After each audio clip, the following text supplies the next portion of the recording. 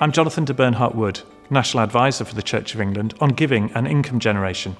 We're here in St Mary's, Charlbury in Oxfordshire. It's one of the many beautiful churches in our diocese. And one of my favourite parts of this church is a stained glass window depicting the story of St Martin and the beggar. In the story, St Martin is a Roman soldier. He's on his horse and he rides past a beggar shivering in the cold. Instinctively, he draws his sword, cuts his own cloak in half and gives half to the beggar. At night, he has a vision of Jesus wearing the half of the cloak that he's given away. It's a wonderful story of generosity. And our churches are built on and are testament to the incredible generosity that's been shown them over the ages. This short film is about how we can encourage generosity today through the Parish Giving Scheme. One of the best parts of this job is travelling around the diocese and seeing incredible acts of generosity and the difference that generosity has gone and made in the parishes throughout the diocese. Overall, there is over £50 million of voluntary income in the parishes of the Diocese of Oxford. That's the second largest of any diocese in the Church of England. However, when you look at giving as a proportion of income, that's not quite so good. We're 19th diocese in the league table of giving as a proportion of income. You add those two things together, they suggest that there is already incredible generosity across the diocese, but there is also the scope for people to be able to give a bit more. It's worth acknowledging that when I go around to churches, very often when we're talking about giving, people find it a really difficult subject. I'm frequently reminded of the story in Genesis 32 of Jacob wrestling the angel. It's a wonderful story. The angel keeps trying to go and Jacob won't let him. And Jacob says, "I won't let you go unless you bless me." And at the end, the angel says, "You have wrestled with God and with people." The experience for Jacob and the angel leaves them weary and exhausted. And often giving can feel like it leaves us in a similar place. So why is that? Well, I think there's four things which often crop up in conversations. The first is fundamental. We just don't like talking about money. And if we don't like talking about money, then we're always going to find conversations around giving really hard. There's a brilliant book called Watching the English by Kate Fox. And she dedicates a big chunk of that book to explaining why English people just simply dislike intensely talking about money.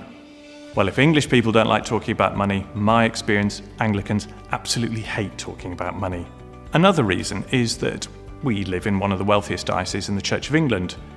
And so we think that it should be easier to encourage people to give more. The reality is that much of the research says it's actually exactly the other way around, and that people who are poorer are more willing to give. But we think it should be easier than it is, and so we struggle with why is it such hard work. Another reason is that we often feel guilty about our giving. We always feel that whatever we give, it's not enough. So our initial emotional response is, we just feel bad about it. We'd really prefer not to look at it. We'd really prefer not to contemplate it, because it makes us feel bad. Another issue that we find difficult about giving is change. Literally change, the change that people used to have in their pockets but no longer do. As a church, we often don't have the facilities to enable people to give in ways that they feel comfortable, whether that's contactless, direct debit or online. Our giving challenge has three different aspects to it. Firstly, how do we encourage those who give occasionally to give regularly? Secondly, how do we encourage those who give regularly to at least keep pace with inflation with their gifts? And thirdly, how do we encourage more people to give regularly, particularly people in the wider community who may not be church members, but still would be happy to support the church? The Parish Giving Scheme is really straightforward and simple to use. It's a direct debit scheme which enables people to give to their church monthly, quarterly or yearly on the first of the month. Parish Giving Scheme then go and claim the gift aid on the donation, if it can be claimed, and they give the donation to the church on the 10th of the month and the gift aid on the 14th or the 15th of the month. Givers will know when their first gift will be taken because they receive a letter from Parish Giving Scheme indicating how much will be given, the church that will benefit, and when their first gift will be taken. The church receives a statement every month which details all the givers and how much they've given. There are many benefits for using the scheme. There isn't any charge for using the scheme, and all the publicity is provided free of charge too, so all of the gift and all of the gift aid goes directly to the church. Another benefit is that Parish Giving Scheme will claim the gift aid on any applicable donations and then give that money to the church every month.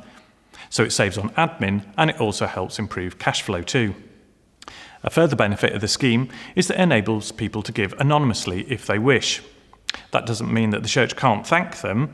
What happens is that the church goes and sends a thank you letter to Parish Giving Scheme, who then send it on to the giver. One of the big pluses of the scheme for many churches is that it enables givers to inflation-link their giving. On the response form, they tick a box which says they want their giving to increase in line with inflation. How does that work? What happens is that the giver goes and ticks a box which says that they want their giving to increase in line with inflation. And then on the first anniversary of the first gift, the Parish Giving Scheme will write to the giver, reminding them that they asked for their giving to increase in line with inflation, saying what the current rate of inflation is, and what their gift will increase to. If the giver doesn't want their giving to increase in line with inflation, they simply contact the Parish Giving Scheme, who will ensure that the gift remains at the existing level. We introduced the Parish Giving Scheme in the Diocese of Oxford in 2017, and it's been fantastic to see the number of parishes who've already signed up. Many have seen really significant increases in giving, which has enabled them as a church not to focus on money and worry about money, but to focus on their ministry and their mission. Here's 10 recommendations then on how to successfully implement the Parish Giving Scheme in your church. The first, and in many ways the most important, is that you need to introduce the Parish Giving Scheme alongside a giving or stewardship programme. This is incredibly important and is the number one reason that more people sign up and that they give more generously. There are numerous giving programmes that you can go and use, and when you sign up, we'll give you a handbook, and that has links to the different giving programmes that are available.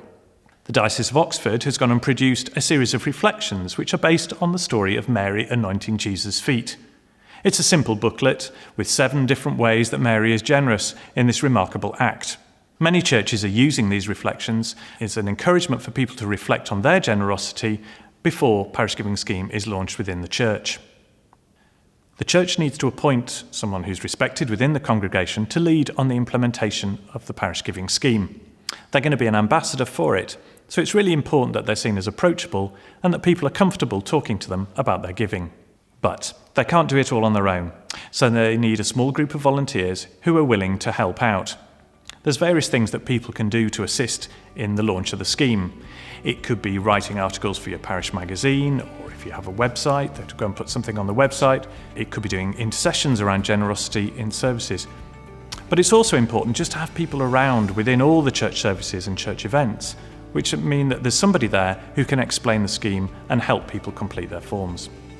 It's also really important for the church to talk about the impact that it currently makes within its community. Very often when we're looking at giving, we'll talk about the costs of the church, but that doesn't encourage people to give half as much as when you talk about the impact or what happens as a result of the giving. It's also important to talk about vision. Where do you think God is calling you to as a church? Where is it that you wish to develop? What kind of ministry do you wish to do? What kind of mission work are you being called to? That's all about the vision, and it's that gap between what we do now and what we hope to do in the future, if our giving increases, that will motivate people to give more. It's really important that PCC members are encouraged to join the scheme before it's announced to the wider congregation. People will look to members of the PCC to see how seriously the church is taking it and will follow their lead. So the more people that sign up from the PCC, the more likely the wider congregation is to sign up too.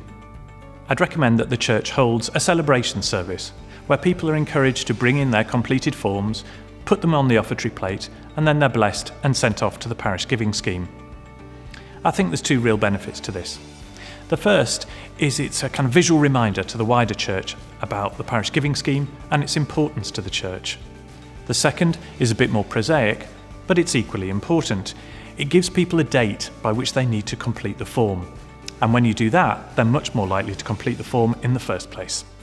It's really important that there's a visual reminder of the Parish Giving Scheme within the church itself, so there needs to be somewhere on a display which talks about the scheme and how people can fund and give to the church through it.